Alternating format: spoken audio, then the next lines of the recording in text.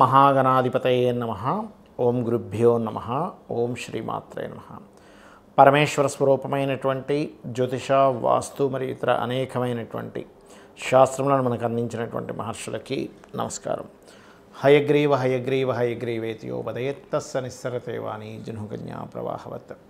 అరుణాం కరుణాతరంగితాక్షీం ధృతపాశాంకుశపుష్పబాణచాపాం అనిమాదిభిరావృతాం మయూకైః అహమిత్యేవ విభావయే భవానీం. శ్రీమాత్రే నమః.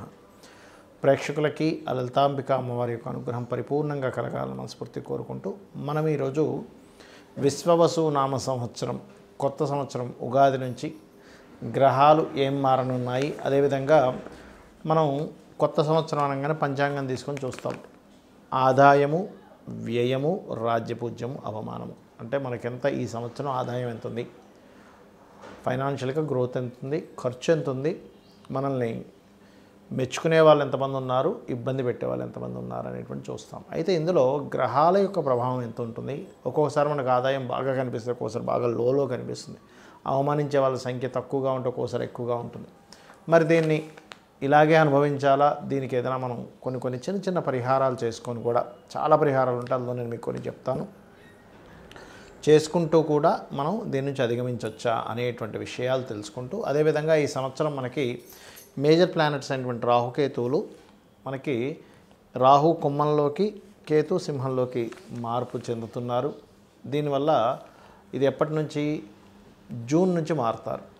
ఈ శని భగవానుడు విశ్వవసు నామ సంవత్సరం రాగానే అంటే దాదాపుగా మార్చ్ ఎండింగ్లో మారిపోతాడు. అదేవిధంగా జూపిటర్ కూడా, అంటే గురుగ్రహం కూడా మే 15వ తేదీ నుంచి మారుతుంది. అయితే ఇప్పుడు వక్రించుకుంటూ వెనక్కి వచ్చిన కుజుడు తర్వాత నీచ పొంది ఉంటున్నాడు. కాబట్టి కొంచెం ఈ విశ్వవసు నామ సంవత్సరం వచ్చే వరకు కూడా కొంచెం ఈ గొడవలు కావచ్చు, తోకిసలాటలు కావచ్చు, కొంచెం ఇట్లాంటివి పెరుగుతూ ఉంటాయి. అయితే ద్వాదశ లగ్నాల వారికి, లగ్నం తెలియని రాశి వారికి అసలు ఆదాయ వ్యయాలు, రాజ్యపూజ, అవమానాలు ఎలా ఉన్నాయి అనేటువంటి విషయాలు చెప్తుంది నేనైనప్పటికీ కూడా చెప్పిస్తుంది సాక్షాత్ లలిత అమ్మవారిగా భావిస్తూ ఒక్కొక్క రాశి గురించి మనం తెలుసుకుందాం. మేన లగ్నము లేదా మేన రాశి వారికి ఈ విశ్వవసు నామ సంవత్సరంలో ఆదాయ వ్యయాలు, రాజ్యపూజ, అవమానాలు ఎలా ఉన్నాయని చెప్పి చూసుకున్నట్లయితే 5-5 అంటే ఆదాయం 5, వ్యయం కూడా 5 ఉంది. ఖర్చు ఎంత ఉందో సంపాదన కూడా అంతే ఉంది. మరి కొంచెం పెంచుకోవాలని ఎవరికైనా ఉంటుంది, సాధారణంగా సేవింగ్ చేసుకోవాలి, పెంచుకోవాలని. మరి మీనం వారికి ఉన్న పరిస్థితి ఏమిటంటే, ఇప్పుడు 12లో ఏళ్ళనాడు శని నడుస్తే ఇప్పుడు రాశిలోకి కూడా వస్తున్నాడు. అంటే ఏంటి, రాశిలోకి వచ్చినంత మాత్రం ఏదో కొంపలు మునిగిపోతాయని కాదు, వర్క్ స్ట్రెస్ పెరుగుతుంది. లాభాలు రావాలి, కంపెనీ పెడుతున్నాము, రావాలని ఎక్కువ కృషి చేస్తూ ఉంటారు. అంతకుమించి ఏం కాదు, ఏం కంగారు పడకండి. అలాగే ఇక్కడ మీకు దాని ప్రభావం తగ్గాలంటే కూడా దానికి శాస్త్రంలో చెప్పబడ్డాయి. ఏమిటది అంటే, కాస్త నువ్వులు దానంగా ఇవ్వడము, ఆయిల్ టెంపుల్స్లో దీపారాధన కోసం ఇవ్వడము, ఏదైనా శివాలయంలో గోవులకు కాస్త క్యారెట్స్, బెల్లము తినిపించడం చేస్తూ ఉంటే ఖచ్చితంగా బాగుంటుంది. అయితే ఇక్కడ ఆదాయం పెరగాలి అంటే మాత్రం మీకు ఆదాయాన్ని ఇచ్చే కారకుడు కుజుడు అవుతాడు. కాబట్టి ఎక్కువగా ఓం లక్ష్మీ నరసింహస్వామియే నమః అనే నామస్మరణ, లేదా ఓం సంపత్కరీ సమారూఢ సింధుర వ్రజ సేవితాయే నమః అనే నామస్మరణ ఖచ్చితంగా మీకు ఆదాయాన్ని పెంచుతుంది. ఇక రాజ్యపూజ, అవమానం విషయంలో మెచ్చుకునే వాళ్ళ సంఖ్య 3 ఉంటే అవమానించే వాళ్ళ సంఖ్య 1 ఉంది. కాబట్టి ఏం టెన్షన్ పడాల్సిన అవసరం లేదు. ఖర్చుల ఎప్పుడైతే ఆటోమేటిక్గా ఆదాయం పెరుగుతుందో ఖర్చుల విషయంలో మీరు ఇక్కడ 12వ అధిపతి రాశిలోకి వచ్చున్నాడు కాబట్టి ఇది ఇచ్చేటువంటి ఫలితం. కొంచెం ఖర్చుల యొక్క ప్రభావం కూడా మీ మీద ఉంటుంది, ఉండదని కాదు. అయితే ఇక్కడ ఏలినాటి శని రాశిలో ఉన్నందుకు ఇందాక నేను చెప్పినట్టుగా కాస్త ఎక్కువగా నిద్రపోకుండా ఉండండి. మెయిన్గా ఎప్పుడైనా ఏలినాటి శని జరిగేటప్పుడు ఎంత నిద్రపోతుంటే దాని ప్రభావం అంత పెరుగుతూ ఉంటుంది.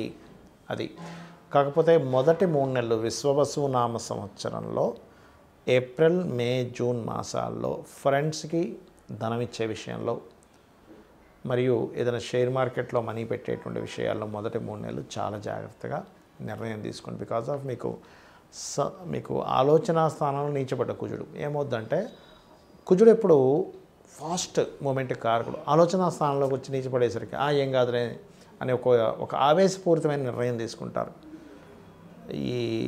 అది 3 విషయాల్లో, ఒకటి ప్రేమ వ్యవహారాల విషయంలోని, రెండవది షేర్ మార్కెటింగ్ విషయాల్లోని, క్రియేటివ్ రిలేటెడ్ ఫీల్డ్స్ సంబంధించిన విషయాల్లోని, రాజకీయ సంబంధించిన విషయంలో ఇటువంటి తొందరపాటు నిర్ణయాలు పనికి రావు, గుర్తుపెట్టుకోండి. అలాగే ఇక్కడ ఈ సంవత్సరం మీరు ఖచ్చితంగా ఏదైనా ప్రాపర్టీ కొనడం మే 15 తర్వాత అనేటువంటిది చూపిస్తుంది. అలాగే వివాహ నిర్ణయాలు కూడా జూన్ తర్వాతే తీసుకోండి. ప్రజెంట్ మీకు రాశిలో రాహు, సప్తమంలో కేతు సంచరిస్తున్నాడు కాబట్టి జూన్ తర్వాత వివాహ నిర్ణయాలు కావచ్చు, జూన్ తర్వాత ఎవరితోనైనా పార్ట్నర్షిప్ చేసేటువంటి విషయాల్లో కావచ్చు తీసుకోండి. అయితే ఇక్కడ మీకు కొంచెం ఈ మీనం వారికి 12లోకి రాహు వెళ్తున్నాడు కాబట్టి కాస్త ఇక్కడ ఏంటంటే ఈ 12లో రాహు ఇంపోర్ట్ ఎక్స్పోర్ట్ బిజినెస్లకు బాగా రాణిస్తుంది, అందులో ఎటువంటి సందేహం లేదు.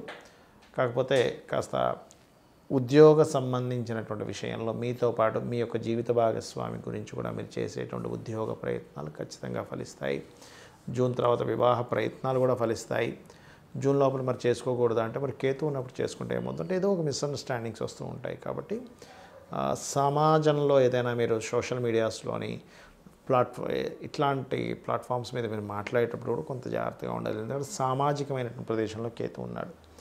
అలాగే జూన్ వరకు ఈ శని రాహులు ఇద్దరు కూడా కలిసి మీకు ఏప్రిల్, మే, జూన్ ఎండింగ్ దాదాపుగా కలిసి ఉంటారు. ఈ కలిసి ఉన్నప్పుడు ఏంటంటే అనవసరంగా ఊహ ఏదో అయిపోద్దేమో, అమ్మో ఇది చేస్తే ఏదో అవుతుందేమో అనే కొంచెం ఊహలు మిమ్మల్ని ఇబ్బంది పెడుతూ ఉంటాయి. అనవసరమైన ఊహలు మిమ్మల్ని ఇబ్బంది పెట్టకుండా ఉండాలి అంటే దుర్గానామాన్ని ఎక్కువగా స్మరించండి. ఈ పర్టికులర్గా ఈ 3 నెలలు కొన్ని అంటే కొన్ని తొందరపాటు నిర్ణయాల వల్ల మోసపోయే ఛాన్సెస్ ఉన్నాయి. కాబట్టి మీరు ఎంత దుర్గానామాన్ని స్మరించుకుంటూ మీరు నిత్యము గనక గౌరీదేవి యొక్క ఆరాధన లేదా రాజరాజేశ్వరి అమ్మవారి యొక్క ఆరాధన కనుక చేసినట్లయితే మీకు ఏలినాటి శని నడుస్తున్నా కూడా ఎటువంటి ఇబ్బంది అనేటువంటిది ఉండదు. ఇక్కడ ఈ శని యొక్క మార్పు వల్ల చాలామంది చూసుకునేది ఏంటంటే ఏలినాటి శని వస్తుంది కదా, లేదా అర్ధాష్టమ శని వస్తుంది, అష్టమ శని వస్తుంది, లేకపోతే శని అయిపోతుంది అని కొంతమంది హ్యాపీగా ఉంటే, కొంతమంది ఏమో రాబోతుంది అనేటువంటి దాంట్లో ఉంటారు. అందులో ముఖ్యంగా మేషం వారికి ఏలినాటి శని రాబోతుందని, మీనం వారికి రాశిలోకి వచ్చాడని శని, కుంభం వారికేమో శని ధనస్థానంలోకి వెళ్ళాడని, వీళ్ళు ముగ్గురు కొంచెం మార్పుని గమనిస్తూ ఉంటారు. అయితే ఇక్కడ మీకు చెప్పేది ఒకటే, శని ఎక్కడున్నా అంటే మీ జన్మజాతకంలో ఎనీ హౌస్ గుర్తుపెట్టుకోండి, ఆ హౌజ్కి సంబంధించిన విషయంలో కొంచెం స్ట్రెస్ అవుతూ ఉంటుంది. గుర్తుపెట్టుకోండి, లగ్నం నుంచి ఎన్నో స్థానంలో ఉన్నా కాకపోతే కొన్నిసార్లు ఏమవుతుందంటే మీకు కొన్ని సందర్భాల్లో ఈ శని భగవానుడు ఇచ్చేటువంటి రిజల్ట్స్ ఒక్కోసారి పాజిటివ్గా కూడా ఇస్తాడు. గుర్తుపెట్టుకోండి, ఎప్పుడూ నెగిటివ్గా ఉంటుందని రూల్ లేదు. కాకపోతే పాజిటివ్గా ఇవ్వాలి అంటే మీరు చేయవలసింది ఏమిటి తెలుసుకోండి ముందుగా.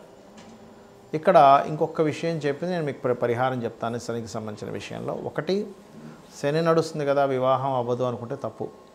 శని భగవానుడు నడుస్తున్నాడు కదా, ఎక్కడ కూడా మీకు వివాహంతో పాటు సంతానం కలగదేమో అనుకుంటే కూడా తప్పు, రాజకీయంగా రాణించాలనుకుంటే కూడా తప్పు.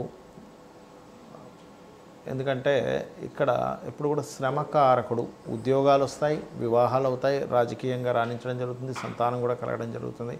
కాకపోతే ప్రతిదీ కూడా కొంచెం స్ట్రెస్ఫుల్గా వెళ్తూ ఉంటుంది, పెయిన్ఫుల్గా వెళ్తూ ఉంటుంది. ఇది కొంచెం చూసుకోవాలి, గుర్తుపెట్టుకోండి. మరొక విషయం ఏంటంటే ఇక్కడ గమనించుకున్నట్లయితే ఈ యొక్క ప్రభావం ఏదైతే ఉందో శనికి సంబంధించిన ప్రభావం పర్టికులర్గా మీరు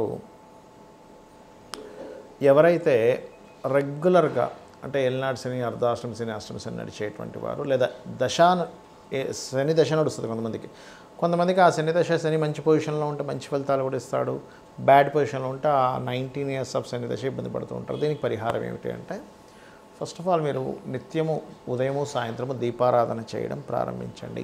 ఒకటి. రెండవది, వీటితో పాటు ఇందాక మనం చెప్పుకున్నటువంటి ఏలినాటి శని, అర్ధాష్టమ శని, అష్టమ శని నడుస్తున్నటువంటి వారు మధ్యాహ్నం పూట నిద్రపోకండి.